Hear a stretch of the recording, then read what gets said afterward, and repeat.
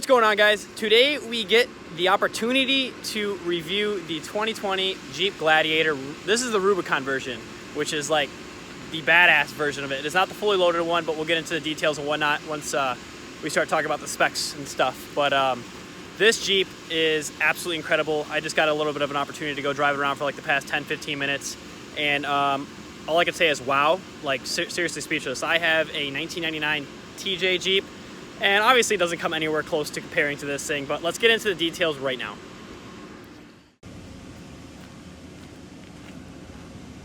All right, so you might be wondering what this thing's powered by. It is powered by a 3.6 liter V6. It makes 285 horsepower, 265 foot-pounds of torque. I'd say it's a little underpowered for what it is. You have two options. This comes in either a 6-speed manual or the 8-speed automatic like this one is here. They said in the future they're going to be coming out with a diesel motor that's going to be making 245 horsepower and 440 foot-pounds of torque, which 440 foot-pounds of torque is a lot for a Jeep. I mean, the towing capabilities of that, depending on how they make the frame and whatnot, are going to be pretty solid compared to maybe a truck. But the payload on this thing is also pretty impressive. So this thing can handle, I think what it said was 1,800 pounds in the actual truck bed itself, and it might be able to tow 5,500 to 6,000 pounds. So let's get into what these tires are stock. Okay, I'm sorry. I can make cuts, I don't care. I didn't know Jeep comes with 33s from the factory, which is honestly a pretty beefy tire considering I've never seen a Jeep come from the factory with 33s except for like, what, 2016 plus Jeeps. This also comes with Fox shocks, which is also a first for Jeep, which is pretty freaking badass considering this really comes on Raptors and other kind of vehicles like that. So you have Fox shocks in the front, you have Fox shocks in the rear. This Jeep is basically made to compete with, I would say, the Toyota Tacoma, the Chevy Colorado ZR2, and I guess we'll throw the Ford Ranger in there. I don't really consider it a competitor, but it's in there. It's what it's competing with. And they all have 5-foot beds. And I think out of all of them, the highest tow rating might be this at 7,650 pounds. I stated earlier it was 5,500 pounds, but I was corrected. It's 7,650 pounds, and the bed can handle 1,600 pounds of payload. So really impressive. And I also wanted to note, inside of the trunk here, you have, oh, that's also a cool feature. Let me do that again. So when you go to drop the tailgate,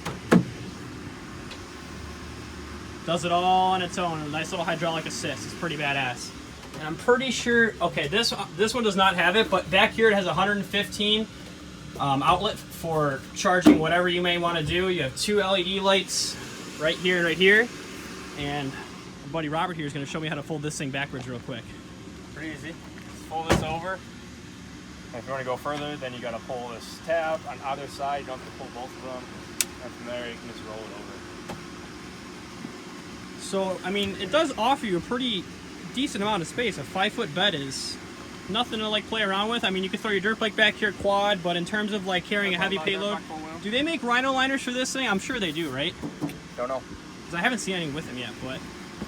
All right, a nice little feature that we're also going to show you right now real quick is these rock boards right here, which is really cool for off-roading. So when you're off-roading, these things kind of protect your actual plastic and whatnot. These things are, like I said, rock sliders, so they protect your bumper and everything in case you like bottom out or whatnot. It'll hit here rather than hitting your actual bumper, and I'm pretty sure it has it on the sides.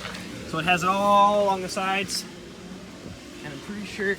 And instead of having a plastic bumper like most Jeeps have, this is actually a steel bumper underneath, which is also another badass feature.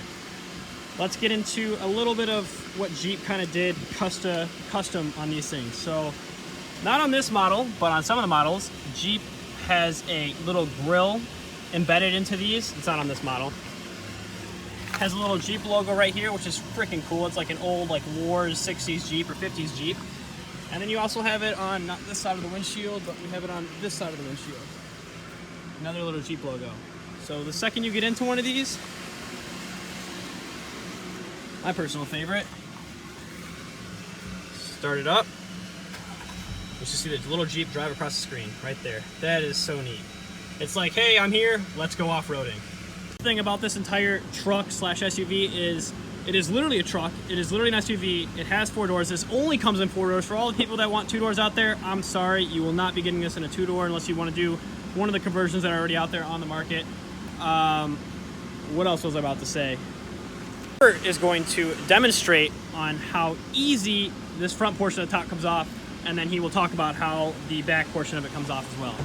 So simply open the door, Fold this. You got 1, 2, 3, 4. So as you guys saw, he pulled those 1, 2, 3, and it's okay. Went a little quick there, but you'll be able to see it from the other side when he goes to take off the other side real quick.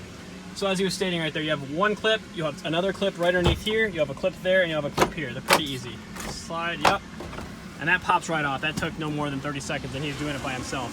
So go to the other side, Rob, and show him the inside on here. So when you want to take this top off, what you will be doing is holding down this seat. 8 T50 bolts. Well, there's 8 of these. 4 across the back, 1 on each side next to the seat pillar. Then on top of the B pillar, you got 1 on each side. Okay.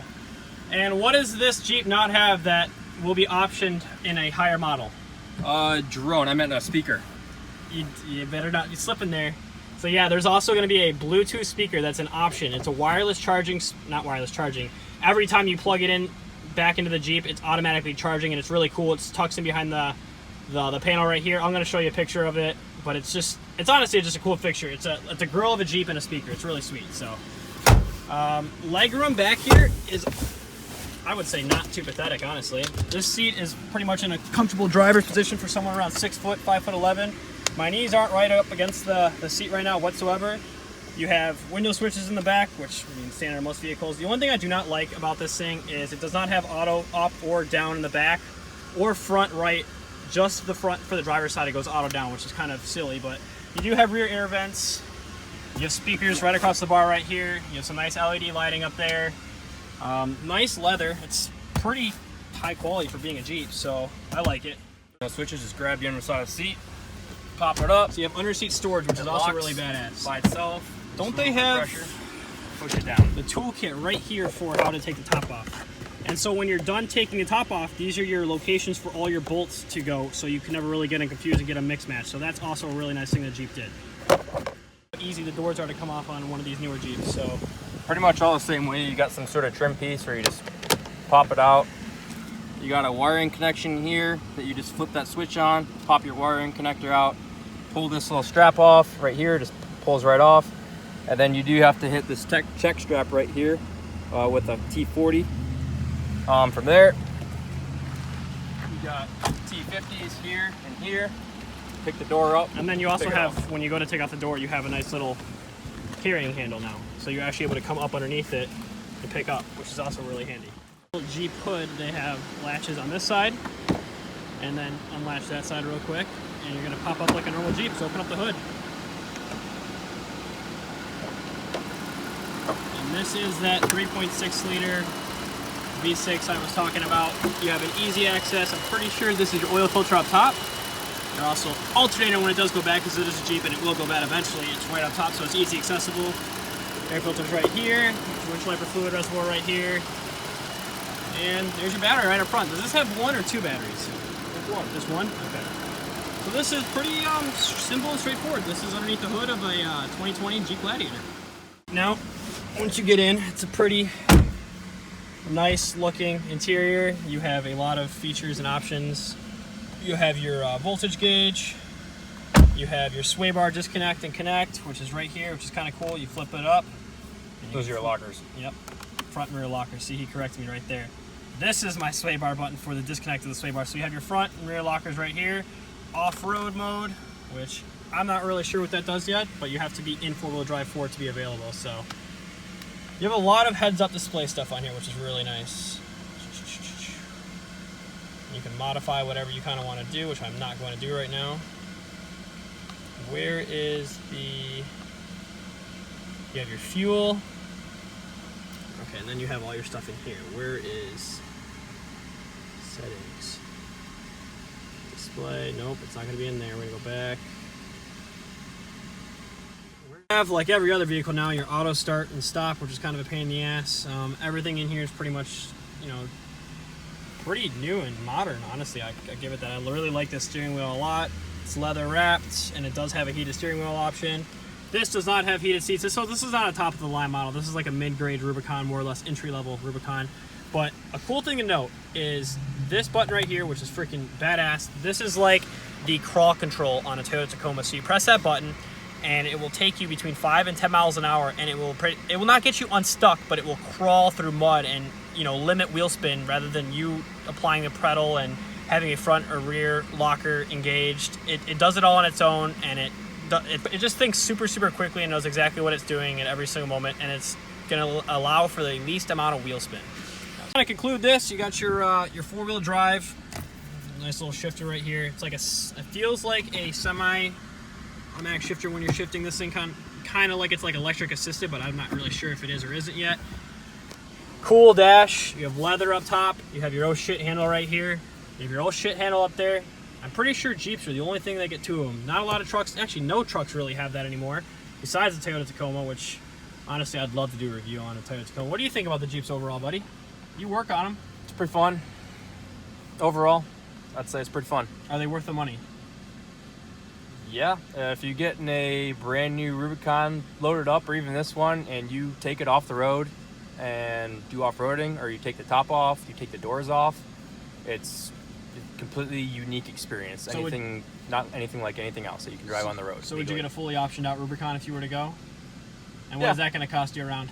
You're talking about mid-60s. That, or you could do the sport model and build everything up yourself. Depends if you want to buy it ready to go. Which the Rubicon fully loaded, man, it comes loaded up. You don't really need to do a whole lot to it. If you are the type of person who wants to do like their own build, put your own tires on it, you can put your own lift, just get the sport.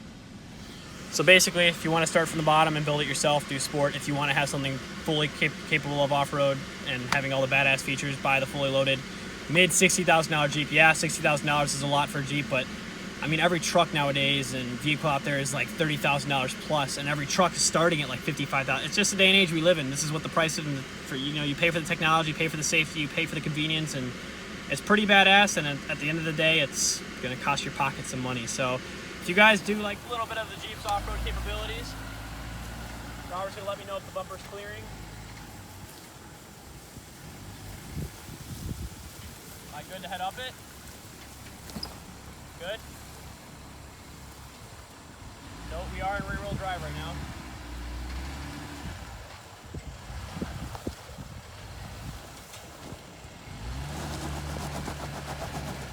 No problem. That was easy. You didn't even skid. Barely. Let's go. No, you didn't skid. I did? The bottom didn't skid. We're going to put this in 4-wheel drive now and head for a little bit of a steeper incline. 4 high or 4 low, you thinking? I'll put 4 high.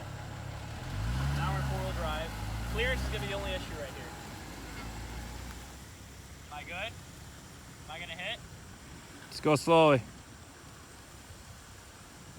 Fine. Good.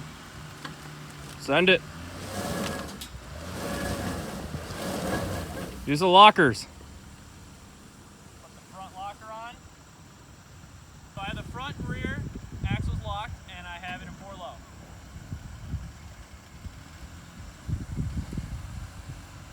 How's the truck bed?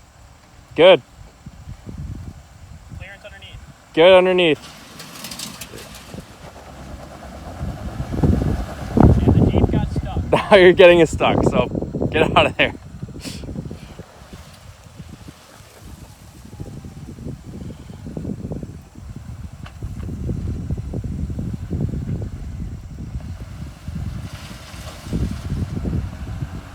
But she made it.